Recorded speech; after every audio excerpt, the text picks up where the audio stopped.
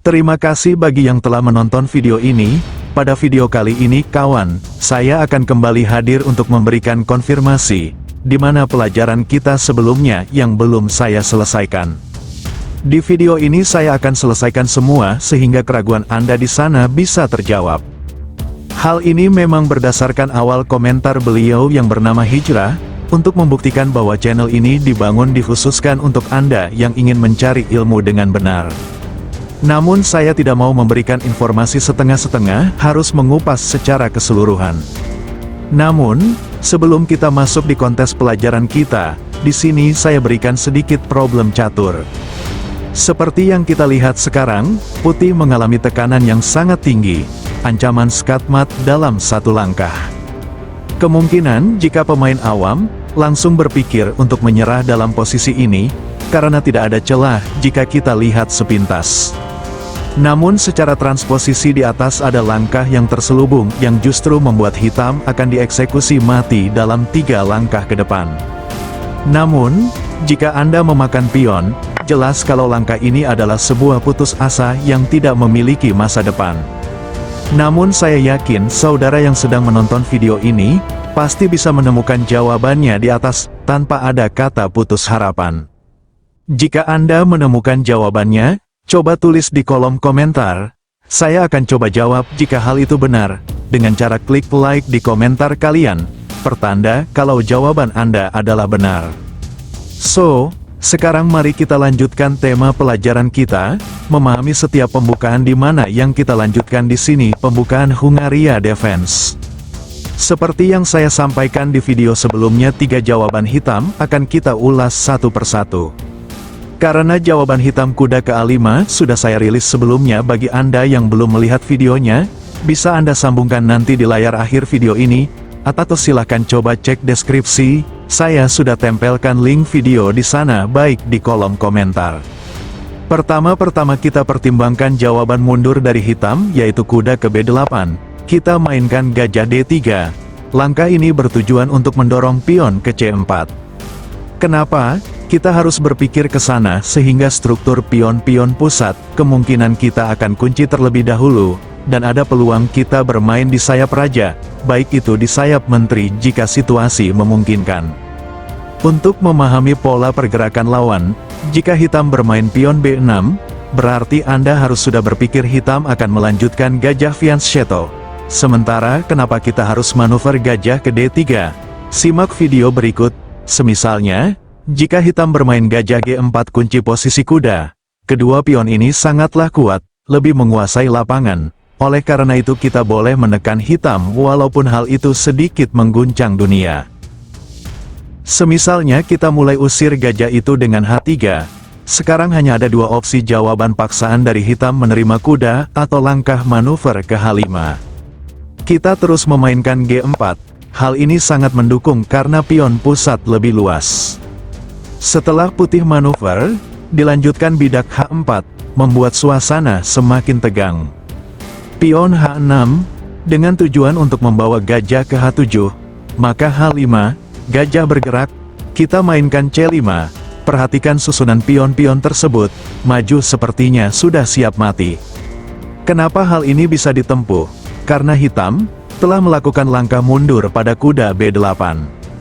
Kita lihat hitam kembangkan kuda di mana tempo menekan pion G4. Jika Anda terburu-buru dorong pion ke G5, langkah ini sedikit meragukan. Teorinya setelah pertukaran pion terjadi, pion Anda terpisah satu sama yang lain, salah satu jadi hambatan untuk lancarkan serangan. So, jadi jalan alternatif yang perlu diperhatikan, kuda manuver ke D2, kontrol bidak G4, nah, jika menteri D7, menekan pion G4, bidak F3. Perhatikan struktur bangunan pion, terhubung satu sama yang lain, beginilah yang sering saya sampaikan jika Anda melakukan serangan.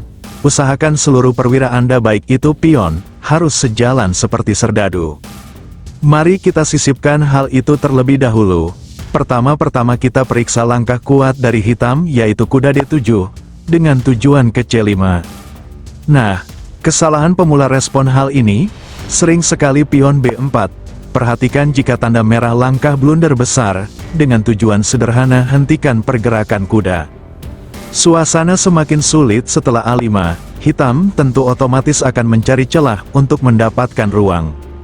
Sebagai jawaban terbaik gajah A3, pertukaran pion dilanjutkan, keuntungan hitam dia memiliki jalur setengah terbuka, dan dapat menempuh perjalanan tersebut, dalam jangka panjang. Sementara pion Anda yang sudah maju, akan mudah kecolongan akibat kesalahan fatal pada langkah 13. So, untuk memahami struktur pola posisi, yaitu kuda C3, kita tidak cegah hitam mainkan kuda C5, gajah bergerak. Jika menteri D7, dengan memberikan peluang bagi dia rokade di dua sisi yang berbeda, jangan panik, ini justru blunder. Saatnya Anda mainkan B4, kuda bergerak, gajah menekan menteri, langkah terpaksa blok dengan pion, diteruskan B5, situasi semakin panas. Kuda kembali, kita lanjutkan pertukaran pion, terus pertukaran kembali. Maka kuda D4, sehingga kuda itu menduduki petak sentral yang menjadi salah satu hambatan berat bagi hitam. Sebetulnya, dalam bangunan ini, sudah bisa diprediksi hitam akan kewalahan, walaupun dia melakukan berbagai cara. Namun mungkin banyak sahabat kita yang sedikit penasaran. So, jika hitam rokade blunder besar, kita akan tangkap kuda, hitam tidak mungkin makan gajah. Akan dilanjutkan kuda forking raja dan menteri. Yang kedua, jika hitam makan pion di E4, kita terima ambil kuda. Setelah gajah pukul kembali, bidak F3, memaksa hitam harus kembali ke A7. Kuda bergerak ancam sendok aspal beton raja dan menteri. Benteng C8, mensupport kuda, maka menteri D5, langkah selanjutnya salah satu perwira hitam akan jatuh tanpa ada perlawanan. So, sebagai jalan alternatif hitam, yaitu benteng C8, mensupport kuda, menghubungkan rantai pion, setelah hitam rokade, kuda B4, memaksa menteri harus bergerak. Permainan sekarang kita lihat masih terjadi perlawanan sengit, kesalahan yang sering dilakukan oleh pemain menengah, kuda D5, dengan tujuan jika terjadi nanti pertukaran kuda, susunan pion-pion dia menjadi rapi. Emang itu betul. Namun di sisi lain Anda mengabaikan kuda hitam ke D5, berada di petak sentral, di mana kuda ini akan menjadi sebuah kendala bagi Anda sendiri dalam jangka panjang.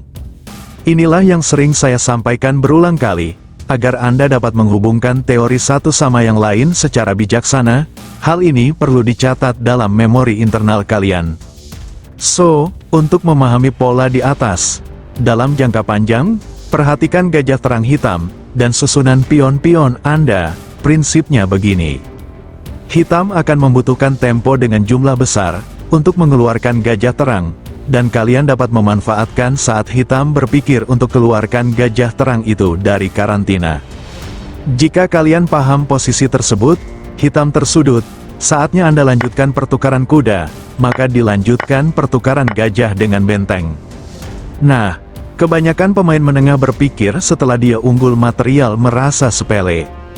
Namun, seperti yang saya sampaikan tadi, pion Anda yang sudah maju ke depan adalah kunci dari segalanya. Jika Anda melenceng sedikit saja, atau merasa sepele dalam hal ini, bisa saja permainan akan dimenangkan oleh hitam. Semisalnya, Anda lanjutkan benteng B1, maka hitam makan pion G4, jika kembali makan, gajah makan pion, dan permainan secara keseluruhan dalam waktu singkat dimenangkan oleh hitam. Langkah terbaik di sini yaitu rokade, hitam mainkan benteng, raja H2, ada apa dengan langkah ini? Raja akan mendekat pada posisi pion untuk mendapatkan perlindungan kuat. Raja sekarang yang perlu untuk mendekat pada posisi pion, karena pion itu tidak mungkin bisa mundur, untuk melindungi raja. Perlu dicatat yang saya sampaikan ini sahabat, semua adalah bagian dari seluruh teori. So, sekarang mari kita kembali pada posisi ini, menteri ke D7. Blunder jika hitam memilih itu, akan dibalas pion B4. Sebagai jalan alternatif hitam yaitu pion C6, jika Anda langsung tangkap pion itu, kesalahan fatal. Kenapa ini kesalahan fatal master? Simak video berikut. Karena setelah hitam ambil kembali, hitam memiliki jalur setengah terbuka, dan lebih mendominasi pusat. Contoh sebagian kecil, kita mainkan F3, hubungkan rantai pion, hitam D5, ancaman selanjutnya pion itu maju, sehingga memaksa kita lanjutkan pertukaran pion, terus kembali pion D5, hitam lanjutkan pertukaran gajah, kuda makan pion, kita lanjutkan pertukaran kuda. Sementara, ke depan raja Anda sulit mendapatkan perlindungan pada pion, sangat berbeda dengan struktur pion-pion hitam, yang sudah merapat pada titik pion dia, mohon disimak dengan baik. So, untuk memahami transposisi, Anda perlu mainkan F3, hitam balas rokade, kuda B3, opsi terbaik menerima pertukaran kuda. Maka teorinya, selain rantai struktur pion-pion Anda rapi, selain itu memiliki jalur setengah terbuka. Walaupun hitam lanjutkan pertukaran pion, kembali rantai pion terhubung satu sama yang lain. Yang terpenting di sini, gajah terang hitam sulit untuk bisa keluar dari sarang semut, mirip dengan prinsip sebelumnya. So, sekarang mari kita periksa jawaban terakhir. Dari hitam kuda ke B4, akan dibalas pion C3, kuda A6, blunder jika Anda tukar gajah dengan kuda, mungkin Anda berpikir setelah hitam makan pion, dia memiliki pion lemah. Namun justru dia sedikit unggul mendapatkan jalur setengah terbuka. Sementara gajah terang Anda sangat kuat, mohon disimak saya tidak mungkin ulang kembali apa itu keunggulan gajah terang. Langkah sederhana kita amankan posisi raja terlebih dahulu, pion F5, hindari makan pion itu, karena jika menerima Anda telah membantu hitam mengembangkan perwira dia. Kuda D2, jika hitam dorong pion ke F4, dengan menekan sayap raja, justru langkah ini blunder. Perhatikan diagonal panjang, di mana Anda dapat menempuh itu, dimulai kuda ambil pion, setelah hitam makan, menteri skat. Sebagai jalan alternatif hitam yaitu bidak G6, namun di sisi lain, langkah selanjutnya benteng dia akan jatuh. Jika raja F8, akan dibalas D6, di mana langkah selanjutnya, selain kita dapat mengambil kekurangan kita, hitam harus mengalami kesulitan. Yang kedua, jika raja D7, gajah skat, blok pion, kita lanjutkan pertukaran pion, kuda bergerak ancaman serius pada raja, setelah C7, menteri makan pion skat. Ditutup dengan gajah, menteri makan pion, blok dengan kuda, benteng ke jalur D1, hitam ambil gajah, kuda makan gajah, benteng menekan menteri, akan dibalas menteri E5, walaupun hitam unggul tenaga perwira, di sisi lain kita unggul pion, selain posisi raja dia berada dalam situasi tekanan tinggi. So, sekarang kembali dengan posisi penting, mungkin bisa saja hitam ambil pion E4, kembali perjalanan yang sama. Seperti yang saya beberkan tadi, kuda pukul bidak, saya mohon disimak dengan bijaksana kawan. So, sekarang mari kita kembali. Sebagai opsi terbaik hitam, sangat simpel kuda F6, selain mengembangkan kuda juga membuka jalannya rokade.